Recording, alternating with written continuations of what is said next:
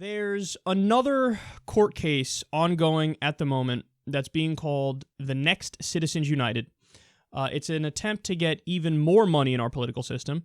So let me break it down for you here. Politico explains, the case brought by the Republican Party of Louisiana addresses restrictions on how state and local political parties use soft money contributions to influence federal elections. They argue that if independent outside groups such as super PACs are permitted to raise and spend unlimited amounts of such money, there's no reason why state political parties acting independently of federal candidates should be treated differently. Their attorney, Jim Bopp, who also won the Citizens United case, says this, quote, political parties are disadvantaged compared with super PACs. They want to compete, and they want to do this activity without the severe restrictions that they suffer under. They're suffering so much because they can't raise millions upon millions of dollars from corporations, only thousands. Bopp says he won't rest until there are as few election rules as possible, since he believes that too many rules lead to more opportunities to game the political system. Oh, is that adorable? So this guy's trying to use our argument against us. He's like, oh yeah, you guys think it's corruption to have fewer rules? Well, we say it's corruption to have more rules regulating money in politics. How about that? Quote, when you say Congress shall make no law, Bopp said, I know that's kind of a shocking statement, but it's a pretty definitive statement. There shouldn't be any laws as opposed to the thousands of pages of laws and regulations that you have now in the federal system. All right, so at the end there, you see his general confusion, or maybe it's not confusion and he's just lying to you, but he's trying to conflate freedom of speech with spending money in the political system. He's one of the godfathers of the argument that money equals speech. So he's using Congress shall make no law, that part of the amendment, and then it goes on to say abridging freedom of speech. He's using that to say, well, obviously that means you can't regulate money in politics. Only problem is you made that up. Because think of how obviously dead wrong that is.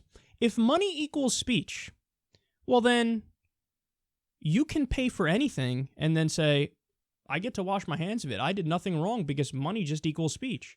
So for example, you like crystal meth? Go buy some crystal meth. And then when they bust you, you say, whoa, whoa, whoa, whoa, whoa, whoa, whoa, whoa.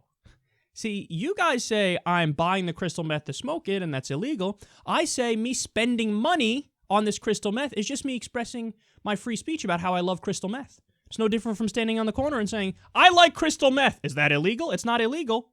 Therefore, money is speech. You guys need to piss off. Go pay to get a blowjob. Now, they'll arrest you, right?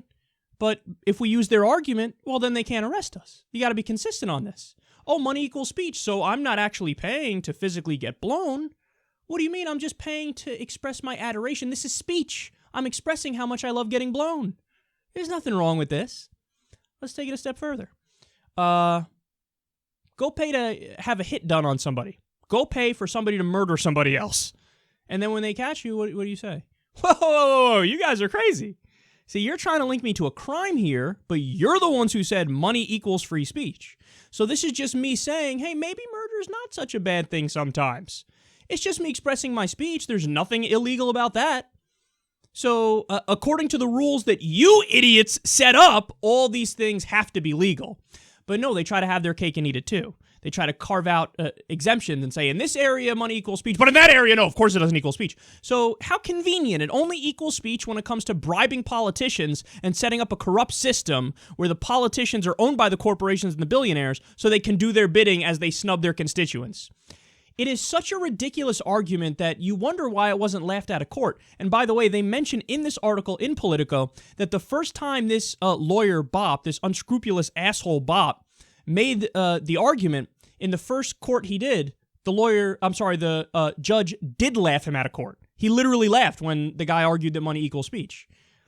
Somehow he appealed. He got to the morons at the Supreme Court and they were like, yeah, rock on.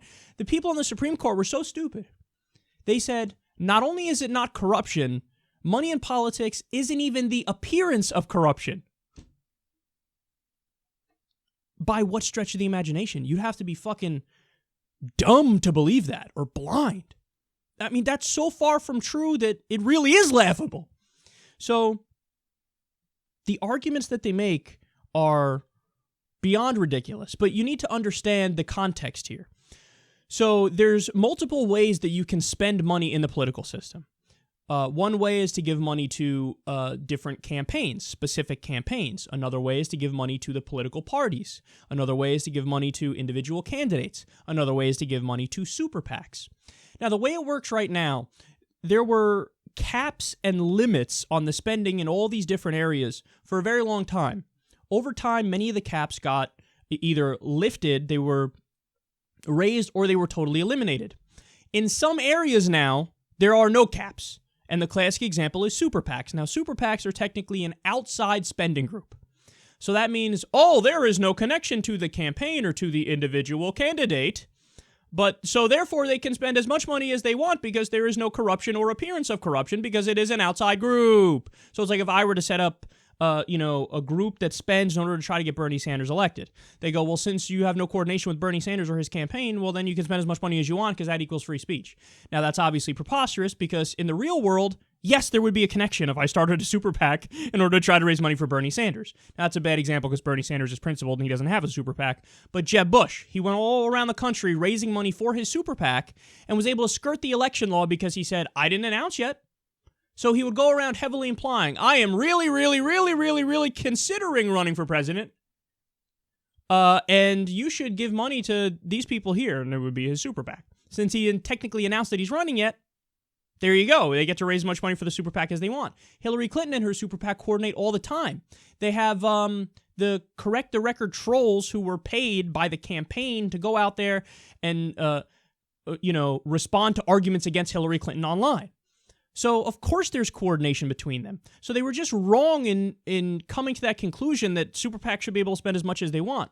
But understand that there is still some election laws for spending in certain areas. There's still some rules for giving to the individual campaigns. There's still some rules for giving to the parties, albeit weak rules. For the state parties, there are different rules. That's what this case is about. The argument that they're making is, well, hold on now. You're saying money equals free speech when it comes to super PACs. So why the fuck wouldn't that be the case for the parties too? That's the case that they're making. And since you already opened the door to this twisted backwards logic, well, then they're right. If you accept the premise that money equals free speech, which I don't, but if you do and the Supreme Court does, well, then eventually you go down this long road and you have literally no election rules whatsoever, and you just have an open oligarchy. By the way, you need to understand why it's such a problem that money is viewed as free speech. Because then, by definition, the people with the loudest voices who get heard the most are the ones who have the most money. You drown out poor people, you drown out middle-class people from having their government represent them. And it's just corporations and billionaires who pull the strings and make the government their puppet. But as a result of this case, now they're taking the next step. Hey, we won on super PACs, and they decided money equals free speech in that realm. Well, let's be consistent here. If money equals free speech there, why should there be any limits for the individual state parties? You said money equals free speech. It would equal free speech here too. And then you keep going. Take the next step. Hey, the parties at the federal level. You said for a super PAC money equals free speech. Why wouldn't it be free speech for individual campaigns? Why wouldn't it be free speech for individual candidates?